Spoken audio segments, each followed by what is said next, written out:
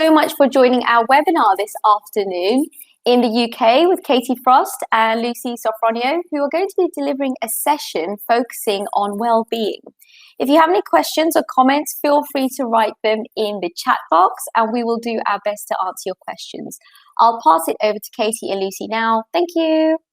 Thank you, and a very warm welcome to you all. And I can see already that in the chat you're doing exactly what I wanted you to do. How did you know? Greetings from India and Brazil and Bolivia and Jamaica, and keep them coming, please. It's really good to know where you're all from. I'm sitting here in a very sort of wet kind of UK. Oh, San Lucia. Oh my God. Argentina, Belize, South Africa, Hertfordshire. You're near me. Okay. Mexico. Wow. Fantastic.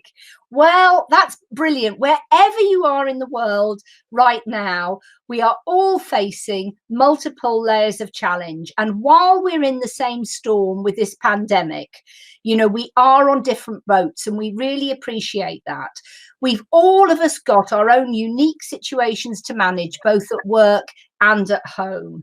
And many of us have families and friends to take care of, commitments in our own communities, and caring responsibilities of our own.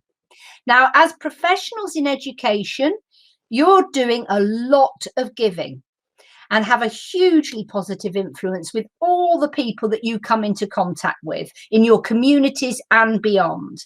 So this webinar is an invitation to you to start with you, to support you in putting your own mask on first. Keep your own well-being in place as you navigate this pandemic. We're going to be looking at practical tools and approaches to maintain your well-being, reviewing the barriers in looking after our own health and how to overcome them. Lucy, tell them some more. Thank you, Katie. Hello, everyone, and welcome to the webinar. Wherever you are in the world, thanks for joining us today.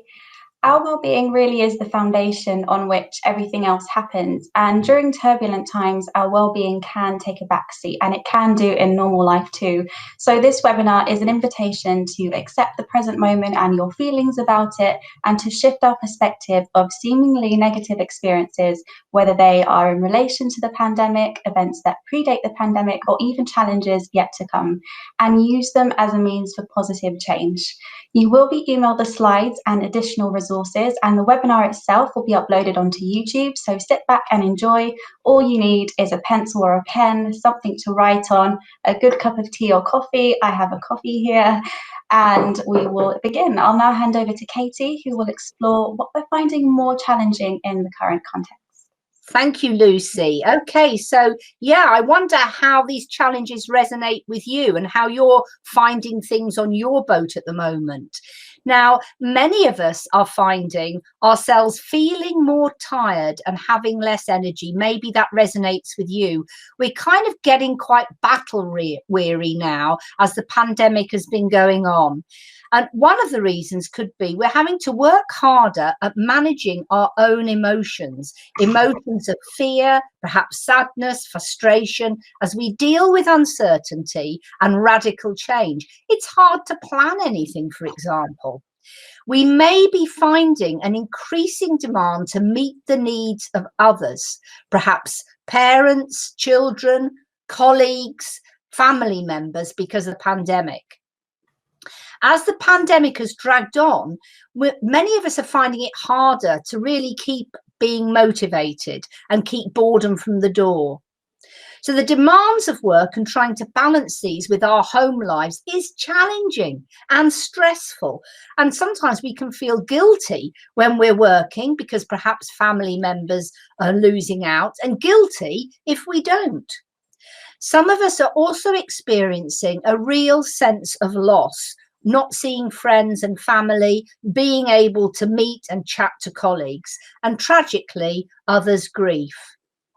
And sometimes we can simply feel overwhelmed with the work we need to do, battle to get it done because of our own circumstances, and worry it isn't our usual standard. And then guess what? We begin to lose confidence.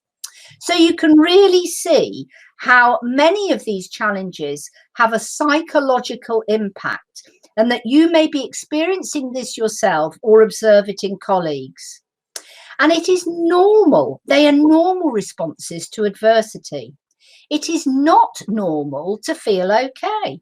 It's more dangerous not to acknowledge this.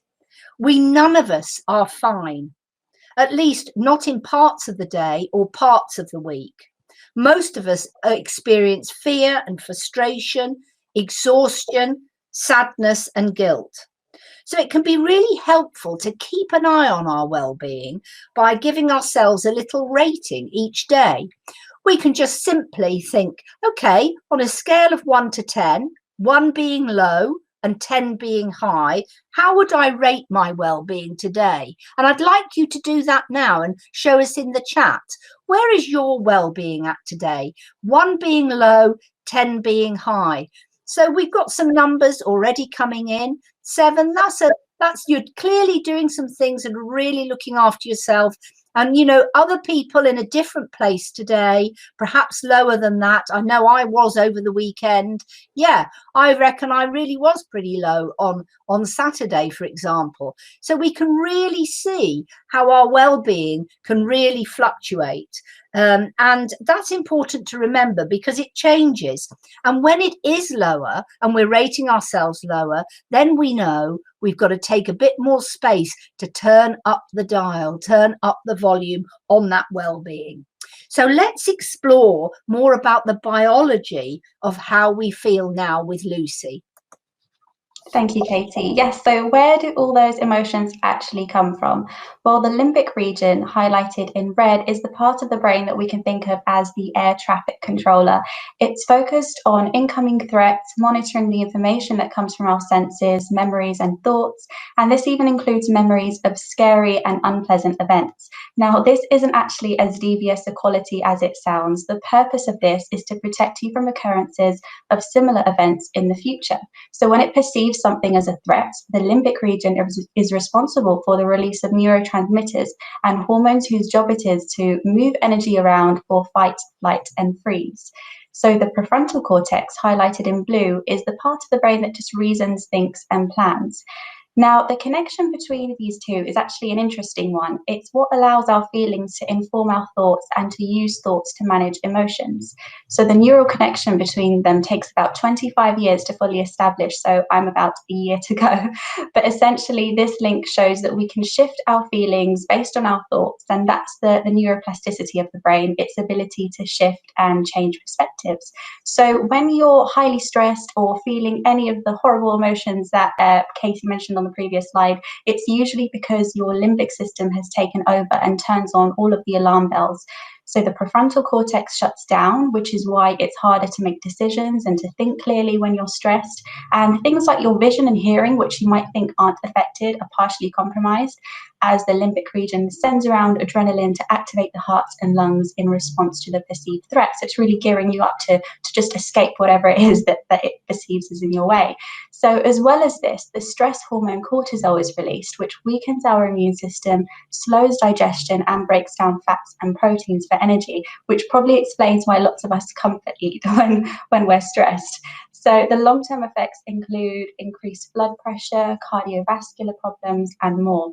But it's not all doom and gloom, and it's not actually about trying to avoid all these emotions, because we're not robots after all, but rather to balance them out, reduce their occurrence, and therefore reduce their effects. So now we're going to have a look at some coping mechanisms for tough times. So when we start noticing that we're slipping into unpleasant ways of being or unpleasant habits, for example, rumination, procrastination, or anxiousness, when the limbic region has been activated, it almost feels like we don't have a choice. But we do. We can either deal with these emotions in helpful ways or unhelpful ways. So let's first think about the unhelpful ways. These include blame, procrastination, denial, rumination, poor habits, or even just being annoyed at yourself for not feeling amazing all the time. And we're all guilty of these things, but then they're not to be avoided because they do show us where we can improve and develop our reactions and responses. So the helpful strategies include acceptance of the present moment, positive self-talk, and challenging any self-limiting beliefs. For example, my thoughts are telling me so-and-so, but is this true? So when we accept and not resist the present moment and challenge our thoughts about it, that's when we're in a better position to make some positive change and get into some more positive habits. So we'll go into that a little bit more later, but for now, I'll hand back over to Katie, who will explore resilience with you. Thank you, Lucy. Okay, yes. So what is resilience? I'm asking myself, and so are a number of other people, because really the pandemic has rewritten our understanding of it. So let's look at some different types of resilience to see which type appeals most to you. What they all have in common is that they're different ways of coping with adversity. So the first one I want to look at is recovery resilience. And this is the ability to bounce back or even triumph in the face of adversity. And many of us are likely to have faced times in our lives when we've bounced back from difficult situations. And it can be a really good idea to think back to these experiences and really draw on them at this time. And then in the middle there, we've got adaptive resilience. And you can see here a farm in South Asia where they used to farm chickens. And because of climate change and flooding, they're now actually adapting to farm ducks. So adaptive resilience is about the power to cope with adversity by adapting to challenges or change. And many of us in the first phase of the pandemic will recognise this. Most of us had to do a very quick adaptation in our working lives and our home lives, and probably are still having to do that today. So transformative resilience is about our ability to use the challenges and stresses and our failures to catapult us forward. And we may see already how we've needed to adapt as educationalists with technology, and how this new understanding may be something to take forward with us into the future. And many of us may be thinking at this stage in the pandemic, might be time to transform our lives a bit. Stepping back, a lot of people are thinking, hold on a minute, I'm reevaluating my purpose here, what really matters to me, my values. And I think that's a very healthy thing to do. So you may be getting ready already to make your own changes as a result of the adversity that we have faced. So it's helpful to keep in mind these three types of resilience because they're useful in different situations that we may be called on to focus on our resilience in different ways. Now, something else that can help is to understand that resilience isn't something that you're born with. It's not something that we have or that we don't have. It's something that we do. It's a set of behaviours, a set of habits and ways of operating. And we've all had to do it, to do resilience in many parts of our lives to date. So let's do an exercise that takes a look at your unique way of coping with adversity. What do you do? What's your resilience approach and what does it look like? And how do you counter adversity? Awareness for us is really key. Now, I'd like you to start by making sure you've got a blank piece of paper and a pen or a pencil handy.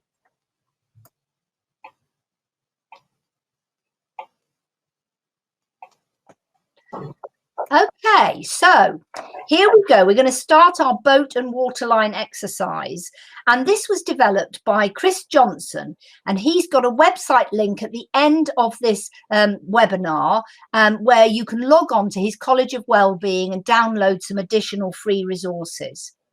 Now, as we know, our resilience fluctuates and bobs up and down like a boat on the water. And this exercise will support you in exploring what impacts your resilience and what helps you to manage adversity. Now, the first thing I'd like you to do is take your piece of paper and draw a little wavy line in the centre. And that represents your waterline of resilience when you're in a really good place. I'd like you to have a think about what does it look like when you're in a really good place, and pop your ideas onto the chat for us. That would be very helpful. So have a little think. When I'm in a good place, how do I actually feel when I'm in a good place? So I feel a lot more confident, for example. What do you notice about, relaxed. Yeah, keep them coming. Yeah, we've got them coming. Happy, relaxed, confident, safe. That's a good word. Motivated, calm. Okay, so when you're in a good place, it's good to, really understand. And jovial, absolutely. So tell me a bit more about what you might be thinking when you're in that good place. I suspect you might be thinking more positively. Oh, and in the present, absolutely. Being in the present, that's a good way. And I can do it. That's a really good mantra. Okay, and what do you notice about your behavior? Yeah, probably more confident, transformational, love. That's really great to tap into this. So the more that we know our signs, it's easier to manage our well-being and to observe when it's getting low, so that we know that we need to turn that volume up. Now, as we progress through this exercise, we're only looking to capture your initial thoughts. And at the end, you're going to have a PDF, so that if you want to go into it in more depth, you'll be able to. So let's get started a little bit more now. Now we've got our water level of resilience and we know a little bit about what that looks like. Let's look now at the things that you notice that push you down under that waterline. The things that you notice that sometimes have a more negative effect on your resilience. So if you're feeling in a good place today, and I know one of you at least is feeling a 10, well done. I want you to go back to a time where actually you haven't felt like that and you felt dragged down, and observe the things that have had a negative effect on you before. So I'd like you to put, you're starting to put into the chat, thank you. These are the things, look at the things now that actually push us down. Feeling overloaded, not feeling in control. Yeah, deadlines, particularly unrealistic ones. Sudden changes of plans. That's a very interesting one. That's quite preference-based. Okay, you can see some similarities as well in what people are saying. So these are the things that have a more negative effect on your resilience. Thank you for sharing some of those. Okay, interpersonal relationships, financial problems, last minute arrangements. Okay, so what we're going to do now is we're going to look at the things that actually you notice that have a possible effect, a positive effect on your resilience. So what are the things that you're doing and that you're being that tend to have a positive effect on your resilience? So let's start to look at those. You're already working with me on it. Thank you. Exercise, faith, being organized, getting a promotion, meditation, stretching, family, okay, socializing. Look at all these things that you know are holding you up. So, think to yourself, where do you draw your strength from? Gardening, walking in nature. Okay, and when you're wound up, how do you steady yourself? Think about that. When you're wound up and you're tense, how do you steady yourself? Somebody here, good night's sleep, singing. We've got some lovely things coming in. So I tend to cope better when I'm taking deep breaths, I'm stepping away from things. Right, this is very enlightened, the things that you're coming up with here. Yeah, okay, and it can help to go back to times where you've been through difficult situations, to think of the strategies that you've employed. What were the practical things that you did to keep perspective, to be able to adapt? Yeah, understanding that I'm limited too. What strengths did you draw on in more difficult times? So what do your friends say about you or your family? You might be somebody who's really good at planning and organizing. You might be somebody who's very determined or very calm. Your friends say you're very calm, and that's something that you can bring to the difficult times. Or it might be your optimism or your problem-solving abilities. Okay, and what resources did you call on? perhaps people resources, other resources. And what insights did you have when you faced difficult times before? What approach sort of helped you most? I've got one that I want to share with you that always helps me, and that's to remember that in every adversity there is the seed of a greater or equivalent good. And I really believe that. And because I believe that, I go searching for it. So well done. I can see some lovely things still coming in on the chat that you're thinking about that really helps. So now, hopefully, you've been recording some of these things on your piece of paper, and now you've got a picture of your personal resilience approach, the things that push you down, that are special for you, and the things that hold you up. And self-awareness is really key in how we face adversity. What we're aware of, we can control, and what we're unaware of controls us. When we observe that we have a number of downward arrows to contend with and our well-being is dipping, we can check in with ourselves and pay more attention to what we might do to keep our heads above the water. Okay, I'm very interested in some of the things that you're saying here that are really supporting you.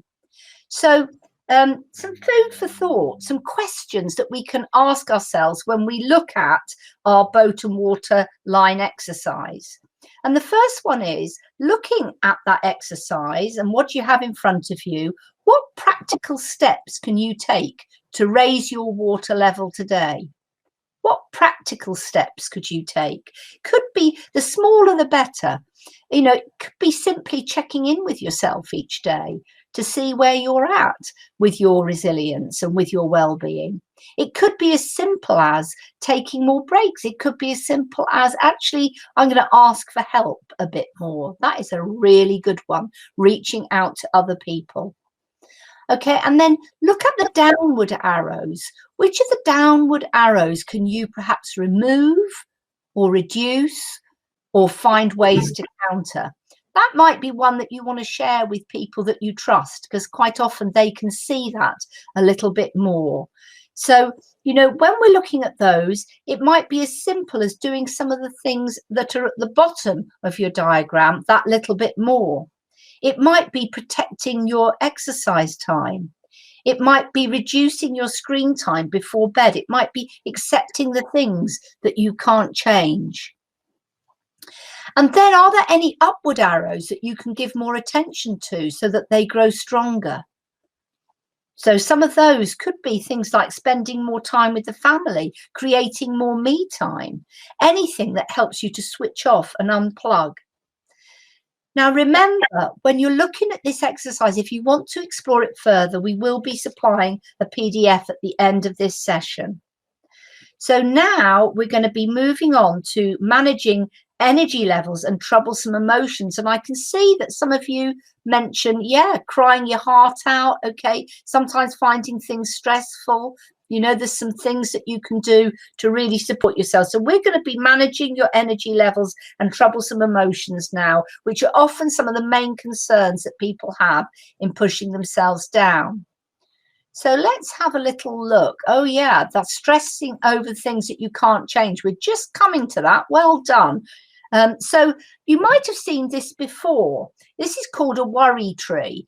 And here it's a practical thing that we can do to help us manage some troublesome emotions. We can draw ourselves a tree and hang the things that are worrying and concern us on the tree. When we circle the drain with our worries and concerns, they tend to reduce our sleep. Do you find that? You tend to, you know, have them occupying your mind before you go to sleep, preventing you to go to sleep, or maybe waking up really too early in the morning. And these troublesome emotions and worries can really drain our energy. And have you noticed how they get bigger when you ruminate on them more? And when I ruminate on my worries more, actually what happens, they get bigger and bigger, and by the time I've even blinked an eye, they become, I've catastrophized them.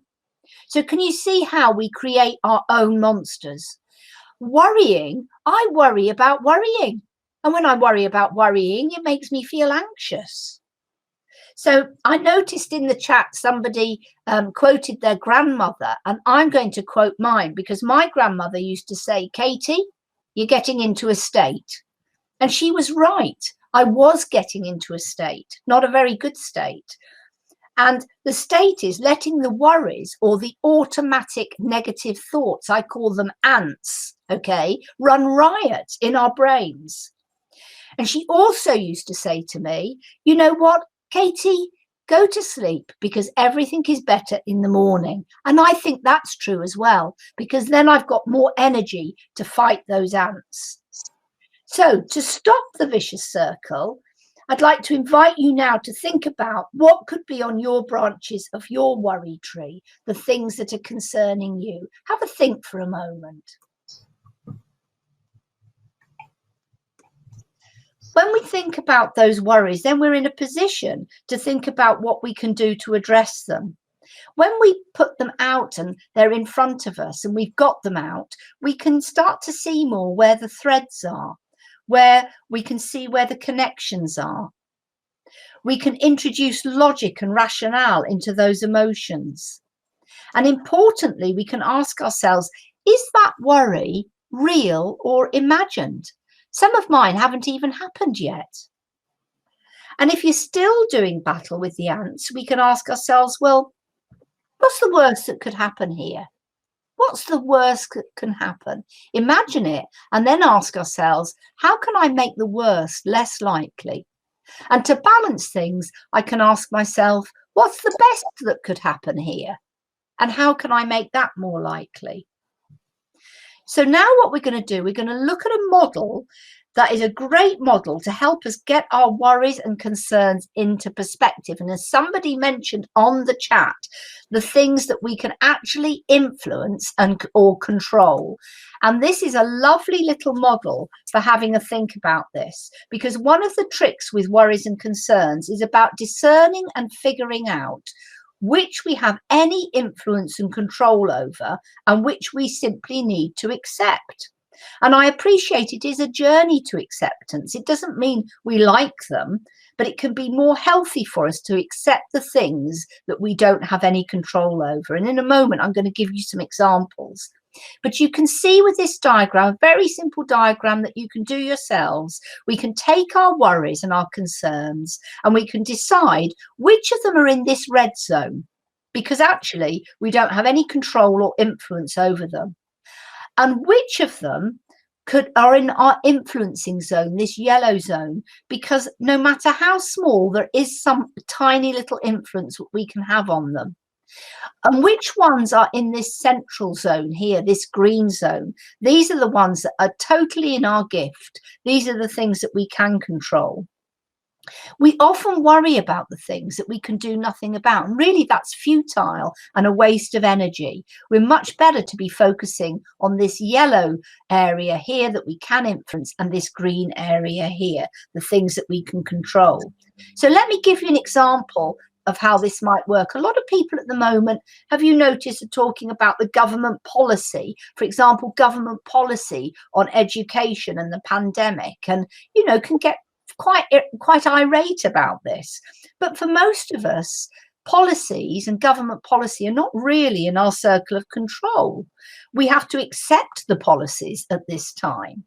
However, whilst the policies are not in our control, we are able to influence how we respond to them.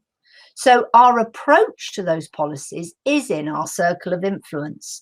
For example, I know you've all got really creative in how you're working in your schools and colleges and universities to continue to provide a quality education for people, even despite the lockdowns. You've had to get creative using resources like technological resources to deliver quality education interventions. Some of you have had to get creative about how you're working with parents. So those are things that we can influence. Now, an example of something that's within our control, within our gift, we could consider, is our approach to well-being, because we can decide how we are going to react to what's happening around us, to the adversities that we face, to find our own path. So let's look now at more of the things that are within your control to support your well-being right now. And one of the challenges that we face right now at this stage in the pandemic is this feeling tired and feeling exhausted as the pandemic drags on. So we're now going to look at how we can influence and control our own energy levels. So have you noticed that when you're full of energy and you've got your energy reserves are good, have you noticed how much better you manage everything? How much things are easier? You're quicker at completing tasks. You're probably much more positive, more creative, more optimistic, and you probably produce better quality work.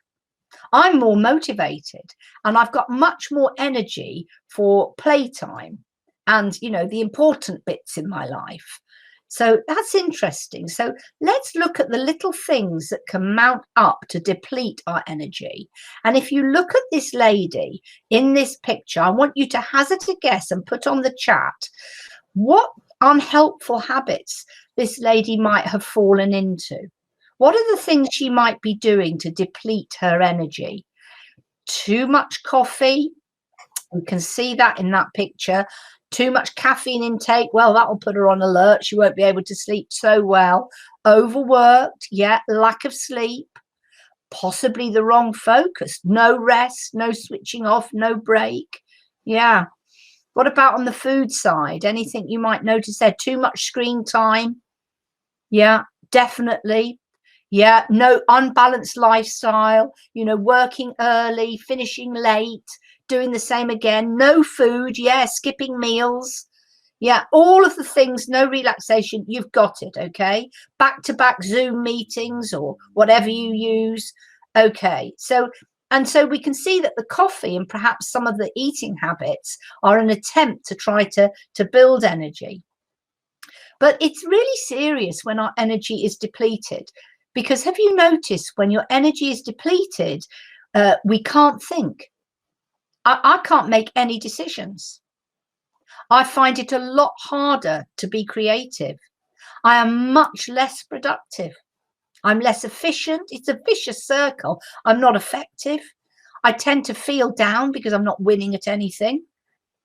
And so I think managing our energy is a forgotten priority. And this is an area in which you can really put your own mask on first, because without your energy, it's very hard to help others.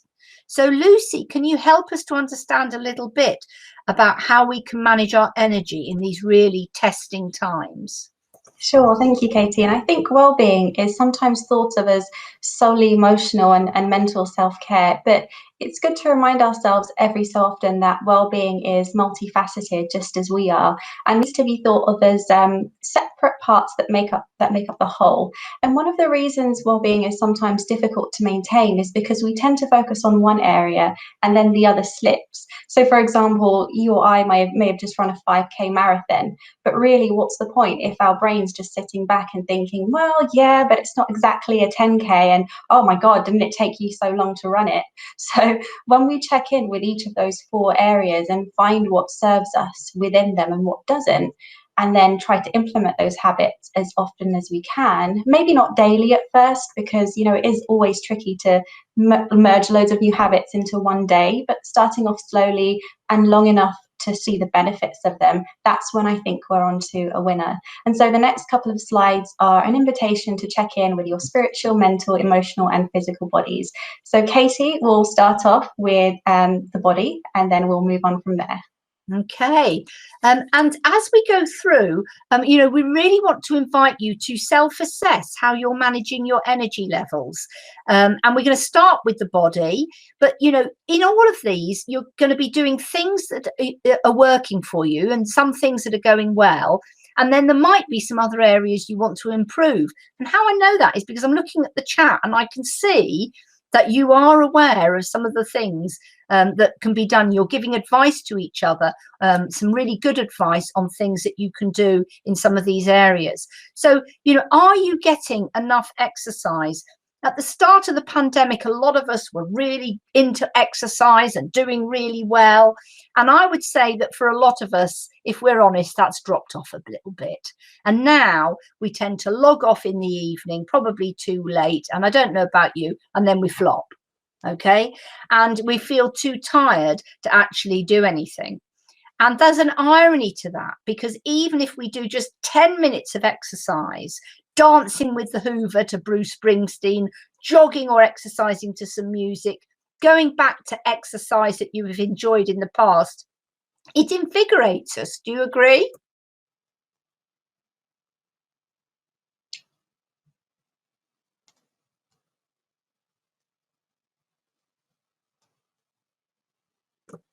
Lovely. So, excuse my voice. What about sleep? Are you getting enough sleep? What about nutrients? And are you taking enough breaks? Okay, Lucy, can you do some work for us on the emotions? Sure, yes. I want to start off by saying that I don't think we should aim to be happy all the time. Firstly, because as we all know, that's impossible. And secondly, because there is so much to be gained by going through the cycles of emotions. All of nature shows us that there are cycles to life, and usually these cycles nudge us in the right direction to check in with ourselves and to see if our thoughts, feelings, and actions are in alignment with how we want to feel, and therefore what we should release and what we should hold on to. So firstly, thinking about questioning and acknowledging our emotions. Sometimes, of course, they are instinctual reactions to the unpleasant and tragic things that happen in all of our lives. And of course, these are really valid, as are all emotions, but sometimes they do come from the conditioned mind, dwelling on the past, present, or future, and often telling us a narrative that simply isn't true. So it's helpful to question your inner voice every now and then and ask whether it's coming from a place of truth or a place of ego. In addition to this, toying with the idea that everything is as it should be and everything has happened as it should, even if you don't fully believe it, and understanding that we cannot and do not know the bigger picture. And those kinds of ways of thinking about things usually allays any thoughts that we have, any anxious thoughts, and it makes some space for acceptance. And then when we can learn to question, acknowledge, and accept what we're feeling, we can then learn to better manage our emotions as opposed to wishing them away, because as we know, they never will go away, no matter how zen we try to be. So the failure is never that they're there, but rather not noticing them there. And I think when you have that habit in place, it becomes easier to observe your emotions as opposed to identifying with them. I know we've probably heard the word distancing so much, but it really is a case of trying to distance ourselves and not identifying with thoughts that we have and the feelings that we have around them. So just some analogies that I like to think of with emotions is a tree that is so firmly rooted that any weather, any emotion will eventually pass and nothing would have uprooted that tree. Another, maybe a bit funnier analogy is seeing emotions as guests that you're not particularly fond of. So they can pass through your streets, you can be perfectly polite, you can wave hello, you can acknowledge them, but you don't need to invite them into your house for tea. So as mentioned earlier, our thoughts can influence our emotions, and the more you reframe your thoughts, the more you're playing with the brain's neuroplasticity, which is something very useful to do. And we'll go a bit more into that later on, but Katie will discuss the mind with you on the next slide. Yes, the mind. And I can see a lot of people talking about overthinking here on the chat. You know, that's very common to overthink. So it could be good for us to do some sharing about some things that actually we might do that can counter that. So perhaps one of them is to really try our best to really keep focused on one thing at a time. It's very important that we remove distractions. Some of them can be internal distractions, like ruminating, overthinking, for example. And some of them can be external distractions, things like, you know, our email notifications or our WhatsApp pinging. And it's interesting because we're like Pavlov's dog then, aren't we? I've got to salivate, I've got to open the email or open the WhatsApp message straight away to see what's there. But actually, it's ridiculous because that's a distraction and it's taking our attention away from what we're doing. And then we've got to go back, we've got to get back into the thinking. So the brain functions better doing one thing at a time. Also, are you keeping focused on the long-term things that matter to you in your life. You know, when COVID is done, I think it's very motivating to really think about the things and dream about the things that we want to be doing when this pandemic is over, the important things in our lives. It can really help to just sit down and think about what's important in my life right now and making sure that I'm making time for that. Are you taking digital-free breaks? Unplugging can really help us to keep perspective and just create some space to breathe. Otherwise, we're always on. Are you taking a few moments each day to switch off your mind, to do those walks in nature, to focus on some things that you can get absorbed in, like doing puzzles or knitting or cooking or whatever it might be? Yeah, and I can see here that coming into the chat, some little tips here. See, meditation is a very good way of practicing working with our thoughts and feelings, and that can certainly be a way of stopping the overthinking. Okay, Lucy, can you tell us a little bit more about the spiritual side? Yes, sure. So yeah, looking at the spiritual side of things, and the word spiritual can mean many things to many people. And I think it sometimes has the reputation, depending on what angle you're looking at it, as being a little wishy-washy or hocus pocus. But ultimately, it's just about connecting with yourself and maybe even connecting to the idea that there is something bigger than us. Now, the activities I've chosen to discuss are proven to provide psychological and biological benefits. So not only can they alleviate anxiety and other low moods that we feel, especially during turbulent times, but they also positively impact your mind and your body. So it's a real win-win. So first, let's look at the default mode network and what it does. So what is actually meant by presence? Surely all of us are present all of the time just by the fact that we're here, but our attention is so divided that often we're not. The default mode network, which you can see in the first image, is responsible for mind wandering, and it's called the default network because it's activated when we're not focused on a task. So when we are not focused on the present moment and dwelling on the past or future, neuroimaging shows that the network is most active, and this activity is linked with the lower levels of happiness. And studies in the field of neuroscience have shown that we mind wander 46.9% of the time. So that's a lot of time to potentially be unhappy.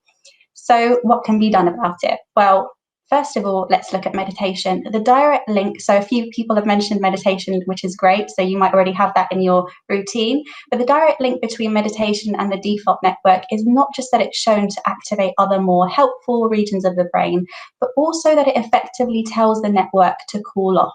As well as this, it changes your thinking pattern throughout your daily life to curb distraction and mind wandering. So if you practice just 5 minutes in the morning, the effects will continue to show throughout the day.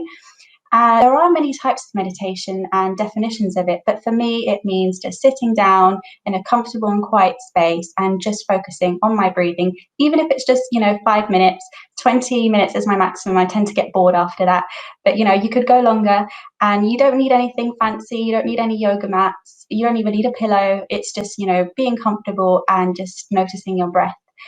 But the benefits are huge. It releases an amino acid called GABA. So this works as a neurotransmitter in our brains and is related to serotonin and feelings of calm and tranquility. So what else does meditation actually do? Well, it activates the back part of the brain and encourages the neural pathways to make their way to the frontal lobe where rewiring occurs. And that's how we're all capable of shifting perspectives and of improving mindset. And this is why meditation is so popular among corporate giants and football teams, because it kind of gets them in the zone. And as the rewiring happens, we get into the habit of observing rather than reacting. So a few of the comments that came through were about overthinking. And the more you kind of train your brain to do this stuff and to quieten it as much as you can, that's when you kind of get a bit more control back. So let's look at a little bit of proof. A study by Harvard University found that those who meditated had less grey matter in the amygdala, which you can see in the second image, the region of the brain that controls the release of stress hormones, and more grey matter in the hippocampus and cerebellum, which contributes to improved coordination, memory, and emotional regulation, which we all seem to need, especially during turbulent times. Other long-term benefits include strengthening of the prefrontal cortex and parietal lobes, which are responsible for emotion and attention control too, and anticipation of events and impulse control. A separate study by Yale University measured cognitive activity using an fMRI scanner and took a look at the most effective meditation. So there are tons that could work for you, but the top three are the loving kindness meditations. So they are also known as metta meditations, and this involves just some positive intentions for yourself and hoping for the same positive intentions for others, and just cultivating a sense of compassion for yourself and realizing that you were once a child, and kind of viewing yourself with eyes of love as opposed to just, you know, an adult who, you know, has just grown up and is just plonked onto the earth that way. So really realizing, are you treating yourself in the same way as you would your pet? Which sounds funny, but it's true. You're also a living thing. So really questioning how we talk to ourselves and how we see things. Secondly, the breathing meditation. Now, this just involves, as you might have guessed, focusing on your breath in and out, and also the noticing thoughts meditation, which again, as you might have guessed, is just about noticing your thoughts and not judging them when you notice that they keep coming in. You're thinking, I'm meditating and I'm not meant to be thinking thoughts, but just kind of taking it as it comes and not being too annoyed at yourself for that. So very linked to the act of meditation is yoga. It carries with it many of the benefits that meditation does, and we all know that any type of movement is good for us, and practicing just a 5-minute stretch in the morning from YouTube can positively impact your entire day. So I know a few of you are exercising already, and a few of you mentioned yoga too, so that's great. And now just moving on to journaling. Which brings with it a heap of its own benefits, really. And in any form it may be, whether that's writing, positive affirmations, working through your thoughts, or setting intentions for the future, it provides so many benefits. And among these are boosting your mood, enhancing your sense of well-being, reducing symptoms of depression, improving working memory. So if you tend to forget things a lot, this could be for you. Improves physical symptoms of conditions such as asthma and rheumatoid arthritis. And it also reduces intrusive thoughts and increases emotional regulation. So lots of the things that we've mentioned, it seems to provide quite a bit of benefits for. So as humans, I think we all know we're created to process toxins, like the liver and the kidney. Our brains have the capacity to process toxins too. And I really believe that the activities mentioned on this slide are integral in processing difficult experiences and toxic thoughts and toxic ways of being. And while it's impossible to feel great, be great, and do great all the time, it is possible to balance these out and just to move forward in a bit more of a positive way. And then once you're in that position, you can start to build on the positive habits that serve you. So these things can be preventative care or rescue remedies, whichever you prefer and whenever you need them. So I'll now hand over to Katie for some final words and a look at some deeper dive resources. Okay, well, just before we do, I think we have got time to take a few questions, and there's a couple of things that have come up on the chat that I think it would be really, really good to look at. So some people feeling quite overwhelmed, and thank you very much for putting, how does one put boundaries in place when the workload is too much? Okay, too many learners need support, parents aren't involved, and more demands are made on educators. And I mean, that's a really real situation. And, you know, really sense your pain there and feeling overwhelmed. I would feel overwhelmed too. And I think you're onto something about the first thing you've put there about how does one put boundaries in place. And, you know, thank you for reaching out on the chat with that. And I'd like the people that are on this webinar to really think, you know, how do you put boundaries in place? You know, let's share some ideas on this. One person has put, maybe we need to learn to set limits with ourselves and impose them on others. And that would require some assertive communication. That would, you know, that it's good to, you know, to really manage our boundaries by using assertive conversations and communication with others, so that people do understand that we've got needs as well. And of course, we want to deal with others' legitimate needs, but not at the expense of our own. And, you know, because otherwise we're not putting our mask on first and we're not helping. So let's have a little look. Is anybody saying anything else here? That, you know, yeah, we need to have boundaries. So part of the thing is deciding what those boundaries might look like, and also accepting that we cannot do everything. We just can't do everything, you know, and we've got to look after ourselves very much first. Okay, so we're hoping that you've been able to review from this webinar all the things that you're already doing to support your well-being and feel encouraged to grow them. Maybe feel encouraged to start doing something you haven't tried before, or decided you really want to improve some things around your well-being and feel it's time to take stock. So whatever approach you take, remember it's one little step at a time. Little healthy well-being habits are easier to bed in and seed now, so that we can watch them grow and flourish in the coming months. Okay, so we've got some resources now that Lucy would like to finish off and wrap up and discuss. Lucy. Thank you, Katie. Yes, so these that you'll find the resources all on the slides emailed to you, and they're just a combination of things that Katie and I have thought would be most useful, just kind of summing up the themes that we've spoken about. Just before I close, I saw a question come up about how to get yourself out of a rut. And I think with that question, I think it's so relatable, because even if you've nailed down all of the habits that you really want to start practicing, you know, there does come days, as you know, but there do come days that you're just in that position where you think, oh, why do I feel like this? Or, oh, I just, you know, I meditated this morning, so why am I so annoyed at this? But really, I think the first step when you're in that position is the acceptance of, okay, I feel this way. I don't need to think about it too much unless the situation requires thought. And then once you've kind of realized, okay, I feel this way, what can I do about it? What's going to make me feel better? Is it journaling, or is it just switching on my favorite program on Netflix? Is it, you know, different things work for different people, and also different things at different times.